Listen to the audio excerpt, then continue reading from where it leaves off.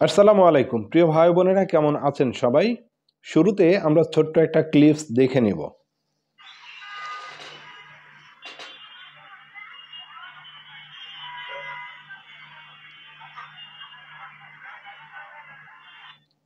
আপনারা দেখলেন ক্লিপসটা, হাসনাত আব্দুল্লাহ সে কান্না করছে। এখন এই বিষয়টা নিয়ে ফেসবুকে দেখলাম যে অনেক মাতামাতি করছে, মানে নেগেটিভলি নিচ্ছে সবাই। তো আপনারা নিশ্চয়ই অবগত আছেন, 7 কলেজের ছাত্রছাত্রী তারা যে আন্দোলনটা করলো সেদিন রাত্রে, হাসনাত আব্দুল্লাহ তার জীবননাশের হুমকি আছে জানা সত্ত্বেও তিনি কিন্তু ঘরে বসে ছিলেন না। তিনি তার দায়িত্ববোধ থেকে সেখানে গিয়েছিল এবং তাদেরকে শান্ত করার চেষ্টা করছিল। তো সেখানে দেখলাম যে কয়েকজন হাসনাত আব্দুল্লাহকে মারবার একটা প্রচেষ্টা চালাচ্ছিল। সেখানে যদি উল্টাপাল্টা কোনো কথা বলেই ফেলতো, আমার মনে হয় যে হাসনাত ওখান থেকে আর ফিরে আসতে পারতো না। সে একটা কথাই বলছিল যে এখানে কিন্তু ছাত্রলীগ সুযোগ নেবে, তোমরা যদি এরকম করো, আওয়ামী লীগ ছাত্রলীগ তারা কিন্তু সুযোগ নেবে এখানে, অতএব তোমরা ফিরে যাও। এই যে হাসনাত আব্দুল্লাহ একটু মাথা গরম, তার কথাবার্তা শুনলেই কিন্তু বোঝা যায় সে জানে যে ওখানে গেলে সমস্যা আমার হতে পারে। তারপরেও কিন্তু লেজ গুটিয়ে ঘরে বসে ছিল না, হাসনাত আব্দুল্লাহ শুধু উপস্থিত হয়েছিল। সার্জিস আলম হয়তো তিনি ঢাকায় ছিলেন না, তাই হয়তো সেখানে উপস্থিত হতে পারেননি। এইটা অনেকেরই সহ্য হচ্ছে না। আরও একটা বিষয় আমি দেখলাম, সেটা হচ্ছে হাসনাত আব্দুল্লাহ তার চোখে যেন কি গিয়েছিল, সম্ভবত সে হাঁটছিল আর চোখ এরকম মুছছিল, আর একজন দেখলাম যে রুমাল না টিস্যু দিল সে চোখ মোছার জন্যে। তো এই জিনিসটা, যারা হতাশা লীগ আছে তারা কিন্তু বিষয়গুলো নেগেটিভলি নিয়েছে। তারা এইভাবে প্রচার করছে যে সব জায়গায় মাতবাড়ি খাটে না। একটা মানুষের নেগেটিভলি যেগুলো আছে সেগুলো কিভাবে তুলে ধরা যায় এ পর্যন্ত আমরা তো দেখে আসছি। ভালো কাজ করতে করতে যদি সামান্য পরিমাণে একটু ভুল হয়ে যায়, ত্রুটি হয়ে যায়, তাহলে কিন্তু আর ছাড় নেই, বাঁচন নাই। তারপরে আরেকটা ভিডিও ক্লিপস আপনারা দেখেন, এগুলো হচ্ছেটা কি।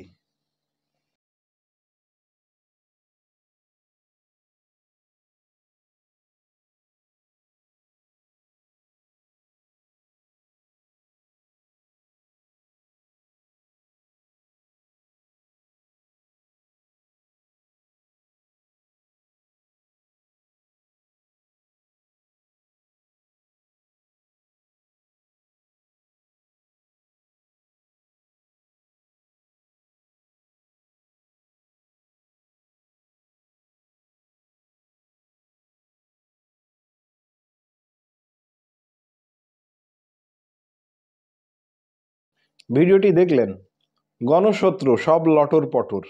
ওখানে ক্যাপশনে লেখা ছিল, এদের ছবি দেয়ালে লাগিয়ে মানুষ জুতা মারছে, আর কিছুদিন পরে ওদেরকে বুঝিয়ে রাখবে ইনশাল্লাহ। তো এই যে এইগুলো কি আসলে কাদের কাজ হতে পারে আপনার কি মনে হচ্ছে? আমার তো মনে হয় যে হতাশা লীগের কাজ ছাড়া এগুলো হতে পারে না। কারণ ভালো খাচ্ছিল, ভালো পড়ছিল, সে এখন হতাশার ভিতরে ডুবে আছে, তাহলে তো তার গায়ে একটু লাগারই কথা, তাই না? এখন সাধারণ জনগণ কি চাচ্ছে? সাধারণ জনগণ চাচ্ছে যে দেশটা শৃঙ্খলার ভিতরে থাকবে। আমি কোনো নিত্য প্রয়োজনীয় পণ্য কিনতে গেলে আমার হাতের নাগালে থাকবে। দেশটা মূলত সংস্কার করতে হবে, উন্নত করতে হবে। এটাই তো সাধারণ মানুষ চাই, নাকি সাধারণ মানুষ একটা বড় চেয়ার চাই? চায় না তো। আগে যারা লুটপাট করে খেয়ে গিয়েছে সেগুলো তো প্রমাণিত হচ্ছে, আস্তে আস্তে প্রমাণ হয়েছে। বেশ কিছু নেতাকর্মী তাদের ধরা হয়েছে, তাদের আদালতে নিয়মিত তোলা হচ্ছে। এতে করে কি প্রমাণ করে? তারপরে নেত্রী দেশ ছেড়ে পালিয়ে গিয়েছে, তাতে করে প্রমাণ করে না যে হাজার হাজার কোটি টাকা তারা লুট করে বিদেশে পাচার করে দিয়েছে? এগুলো তো আমার কথা না, এগুলো গণমাধ্যমের কথা, তাই না?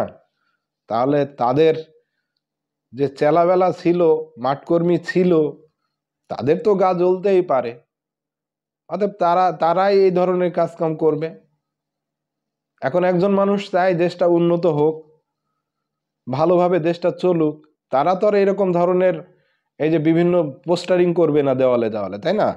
তো এই যে হাসনাত আবদুল্লাহর বিষয়টা, এটা আসলে খুবই খারাপ লাগলো।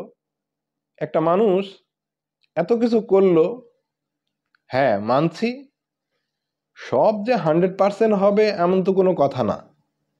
100-র ভিতরে 2-1টা ভুল তো হতেই পারে, মানুষ মাত্রই যখন ভুল হয়। তো বড় বড় যারা ভুল করে গিয়েছে, এখন তো আমরা দেখছি বিভিন্ন গণমাধ্যমে বা সোশ্যাল মিডিয়ায় পোস্ট হচ্ছে। এখনো অধিকাংশ ব্যক্তিরা তারা তবিয়তে বসে আছেন, এই জুলাই আগস্টে ছাত্র জনতার বিপক্ষে ছিল, তাদের বিরুদ্ধে কোনো অ্যাকশন নেওয়া হচ্ছে না, কোনো কার্যক্রম গ্রহণ করা হচ্ছে না। কিন্তু এই যে এরা, সেখানে কি পারতো না হাসনাত আবদুল্লাহ না গিয়ে বসে থাকতে ঘরের ভিতরে?